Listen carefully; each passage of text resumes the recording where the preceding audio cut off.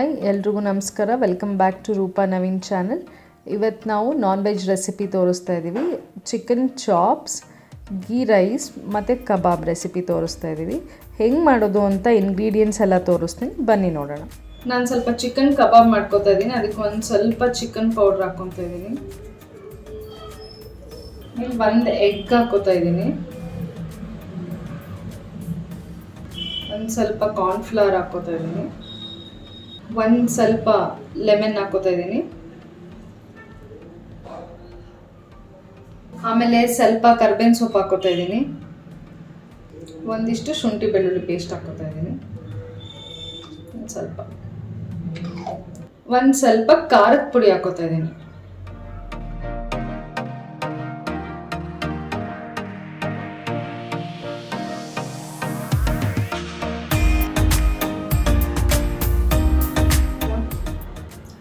Chicken ಹಾಕ್ಕೊತಾ ಇದ್ದೀನಿ.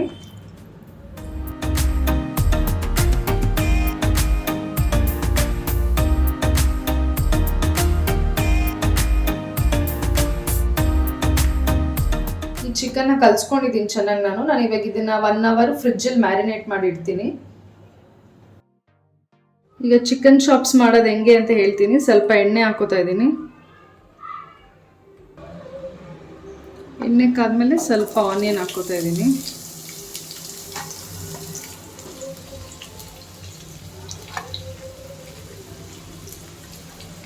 ನಿಮ್ಮ ಜೊತೆ ಸ್ವಲ್ಪ ಕರಿಬೇವು.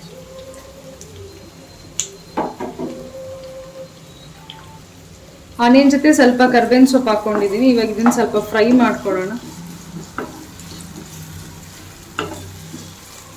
ಈಗ ಆನಿಯನ್ ಎಲ್ಲ ಸ್ವಲ್ಪ ಬ್ರೌನ್ ಆಗಿದೆ. ಇವಾಗ ಒಂದು ಸ್ವಲ್ಪ ಚಿಕನ್ ಹಾಕ್ಕೊತೀನಿ.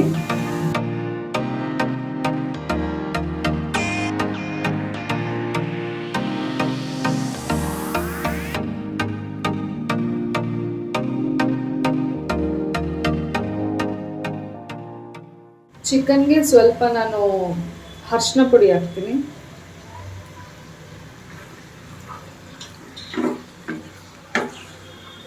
ಇದು ಒಂದು ಸ್ವಲ್ಪ ಕೊತ್ತಂಬರಿ ತೊಗೊಂಡಿದ್ದೀನಿ. ಜಾಸ್ತಿ ತೊಗೋಬೇಕು ಕೊತ್ತಂಬರಿ. ಮತ್ತು ಒಂದು ಸ್ವಲ್ಪ ಮೆಂತ್ಯ ಸೊಪ್ಪು ತೊಗೊಂಡಿದ್ದೀನಿ. ಸ್ವಲ್ಪ ಪುದೀನ ತೊಗೊಂಡಿದ್ದೀನಿ. ಆಮೇಲೆ ಜಾಸ್ತಿ ಬೆಳ್ಳುಳ್ಳಿ ತೊಗೊಂಡಿದ್ದೀನಿ. ಒಂದು 2 ಇಂಚು ಶುಂಠಿ ತೊಗೊಂಡಿದ್ದೀನಿ. 1 ಈರುಳ್ಳಿ ತೊಗೊಂಡಿದ್ದೀನಿ. ಒಂದು 10 ಹಸಿಮೆಣಸಿನ್ಕಾಯಿ ತೊಗೊಂಡಿದ್ದೀನಿ. 2 ಟೊಮೆಟೊ ತೊಗೊಂಡಿದ್ದೀನಿ. ಒಂದು ಸ್ವಲ್ಪ ಕಾಯಿ ತೊಗೊಂಡಿದ್ದೀನಿ.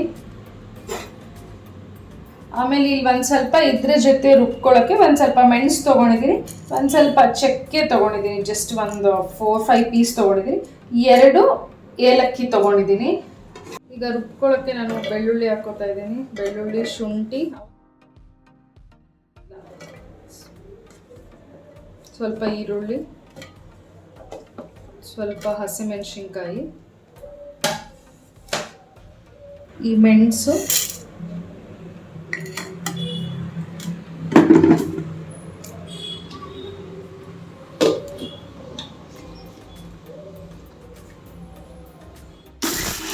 ಆಗಲೇ ಶುಂಠಿ, ಬೆಳ್ಳುಳ್ಳಿ ಮತ್ತು ಸ್ವಲ್ಪ ಕಾಯಿ, ಈರುಳ್ಳಿ ಎಲ್ಲ ರುಬ್ಕೊಂಡಿದ್ದೆ. ಇವಾಗ ಒಂದು ಸ್ವಲ್ಪ ಹಸಿಮೆಣಸಿನ್ಕಾಯಿ, ನಾನು ಕೊತ್ತಂಬರಿ ಇದು ಕಡ್ಡಿ ಸಮೇತ ತೊಗೊಂಡಿರ್ತೀನಿ. ಅವಾಗೆ ಅದು ಟೇಸ್ಟ್ ಬರೋದು.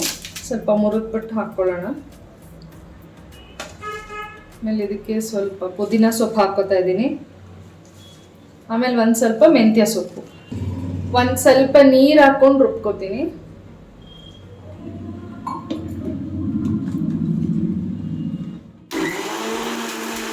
ಇವಾಗ ಇದಿಷ್ಟು ರುಬ್ಕೊಂಡಿದ್ದೀನಿ.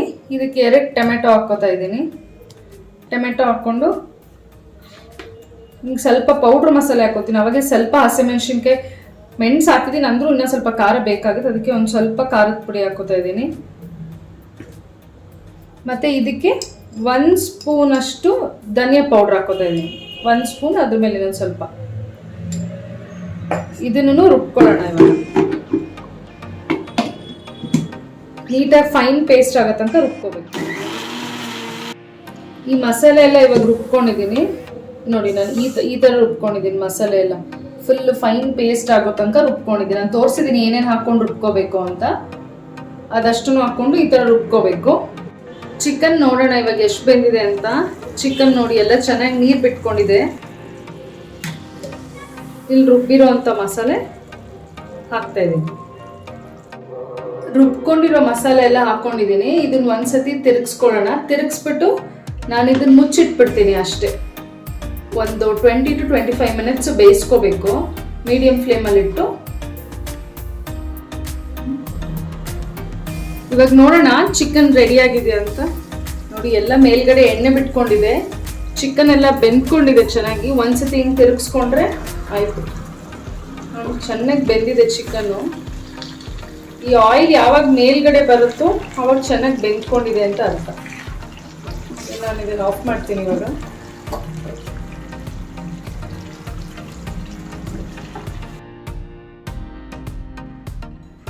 ಜೀರಾ ರೈಸ್ ಮಾಡೋಕ್ಕೆ ಒಂದು ಸ್ವಲ್ಪ ಆಯಿಲ್ ಮತ್ತು ಸ್ವಲ್ಪ ತುಪ್ಪ ತೊಗೋಬೇಕು. ಒಂದು ಸ್ವಲ್ಪ ಆಯಿಲ್ ಹಾಕೋತಾ ಇದ್ದೀನಿ, ಅದಕ್ಕೆ 1 ಸ್ಪೂನ್ ಅಷ್ಟು ತುಪ್ಪ ತೊಗೋತಾ ಇದ್ದೀನಿ.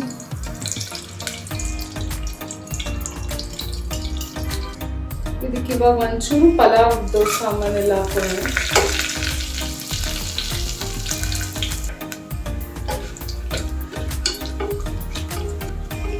ಇದೆಲ್ಲ ಒಂದು ಸ್ವಲ್ಪ ಫ್ರೈ ಆದಮೇಲೆ ಒಂದು ಆನಿಯನ್ ತೊಗೊಂಡಿದ್ದಾಗ ಅದನ್ನು ಹಾಕೋತಾ ಇದ್ದೀನಿ.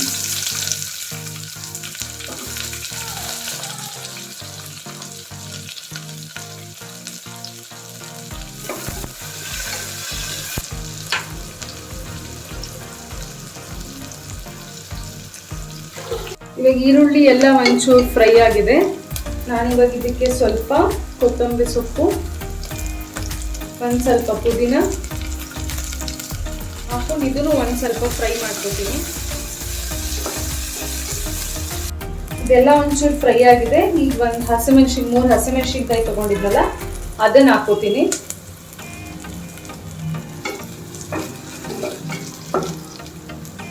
ಹಸಿಮೆಣಸಿನ್ಕಾಯಿ ಎಲ್ಲ ಫ್ರೈ ಆಗಿದೆ.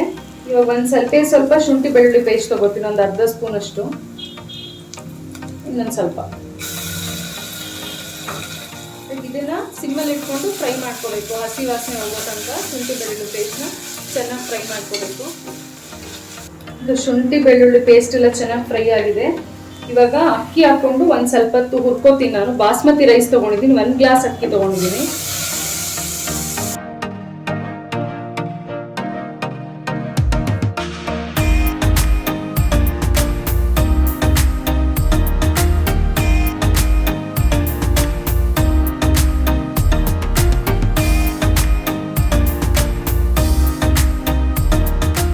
ಅಕ್ಕಿನ ಒಂಚೂರು ಫ್ರೈ ಮಾಡ್ಕೋತೀನಿ. ತುಂಬ ಕಲಿಸ್ಬಾರ್ದು, ಅಕ್ಕಿ ಒಡೆದೋಗುತ್ತೆ. ಸ್ವಲ್ಪ ಲೈಟಾಗಿ ಇದನ್ನು ಕಲಿಸ್ಕೋಬೇಕು. ಇವಾಗ ನಾನು ಕಾಯಿ ಹಾಲು ತೊಗೊಂಡಿದ್ನಲ್ಲ ಅದು ಅಳತೆ ಮಾಡಿ ಹಾಕೋಬೇಕು. ನಾನು 1 ಗ್ಲಾಸ್ ಅಕ್ಕಿ ತೊಗೊಂಡಿದ್ದೀನಿ. ಯಾವತ್ತು ಬಾಸ್ಮತಿ ರೈಸ್ಗೆ ಒಂದು ಅರ್ಧ ಲೋಟ ನೀರು ಕಮ್ಮಿ ಹಾಕೋಬೇಕು. ಆಗಿಲ್ಲ ಹಾಲು ತೊಗೊಂಡಿರೋದ್ರಿಂದ ಹಾಲು ಕಮ್ಮಿ ಹಾಕೋಬೇಕು. ಕಾಯಿ ಹಾಲು ತೊಗೊಂಡಿದ್ದೀನಿ, 1 ಗ್ಲಾಸ್ ಹಾಕ್ತಾ ಇದ್ದೀನಿ.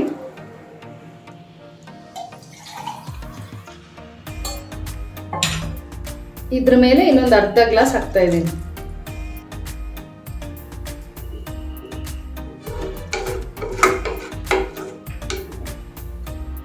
ನಾನು ಬರೀ ಕಾಯಿ ಹಾಲಲ್ಲಿ ಮಾಡ್ಕೋತಾ ಇದ್ದೀನಿ, ಅವಾಗ ಟೇಸ್ಟ್ ಚೆನ್ನಾಗಾಗತ್ತೆ ಗೀ ರೈಸ್ದು.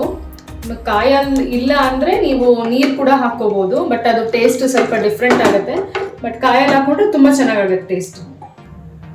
ನಾನು ಒಂದಿಷ್ಟು ಸಾಲ್ಟ್ ಹಾಕೋತಾ ಇದ್ದೀನಿ. ಇವಾಗ ಇದು ಕುದಿ ಬರ್ತಾ ಇದೆ. ನಾನಿವಾಗ ಇದನ್ನ ವಿಜಿಲ್ ತಕ್ಕೊಂತೀನಿ.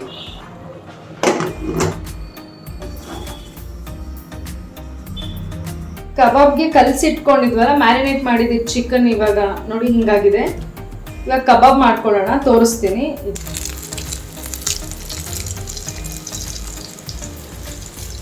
ನೋಡಿ ಒಂದು ಸೈಡ್ ಎಲ್ಲ ಬೆಂದಿದೆ, ಇನ್ನೊಂದು ಸೈಡ್ ಬೇಯಿಸ್ಕೊತಾ ಇದ್ದೀನಿ ನಾನು.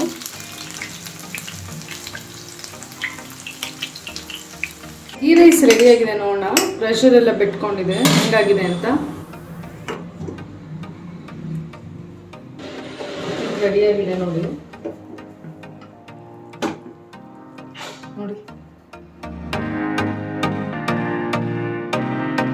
ನೋಡಿ ಇಲ್ಲಿ ಚಿಕನ್ ಚಾಪ್ಸ್ ಆಗಿದೆ, ಇಲ್ಲಿ ಕಬಾಬ್ ಮಾಡಿದ್ದೀನಿ, ಆಮೇಲೆ ಇಲ್ಲಿ ಗೀ ರೈಸ್ ಆಗಿದೆ. ಈ ghee rice chicken chops combination ತುಂಬ ಚೆನ್ನಾಗಿದೆ, ತುಂಬ ಚೆನ್ನಾಗಾಗಿದೆ. ಟೇಸ್ಟು ಸೇಮ್ ಹೋಟೆಲ್ ಸ್ಟೈಲ್ ಥರ ಇದೆ. ನೀವು ನೋಡ್ಬೋದು ಗೀ ರೈಸ್ ಎಷ್ಟು ಉದ್ರುದ್ರಾಗಿ ಚೆನ್ನಾಗಾಗಿದೆ. ಕಬಾಬ್ ಕೂಡ ಚೆನ್ನಾಗಾಗಿದೆ. ನೀವು ಇದನ್ನ ಮನೇಲಿ ಒಂದ್ಸತಿ ಟ್ರೈ ಮಾಡಿ ಹೆಂಗಾಗಿದೆ ಅಂತ ನಮಗೆ ಕಮೆಂಟ್ ಬಾಕ್ಸಲ್ಲಿ ಕಮೆಂಟ್ ಮಾಡಿ ತಿಳಿಸಿ. ನಮ್ಮ ಚಾನಲ್ನ ಇನ್ನೂ ಯಾರಾದರೂ ಸಬ್ಸ್ಕ್ರೈಬ್ ಮಾಡಿಲ್ಲ ಅಂದರೆ ಸಬ್ಸ್ಕ್ರೈಬ್ ಮಾಡ್ಕೊಳ್ಳಿ. ನೀವು ಜಾಸ್ತಿ ಸಬ್ಸ್ಕ್ರೈಬ್ ಮಾಡಿದಷ್ಟು ನಾವು ಇನ್ನೂ ಜಾಸ್ತಿ ವಿಡಿಯೋ ಹಾಕಬೇಕಂತ ಮೋಟಿವೇಶನ್ ಬರುತ್ತೆ. Thanks for watching. Thank you.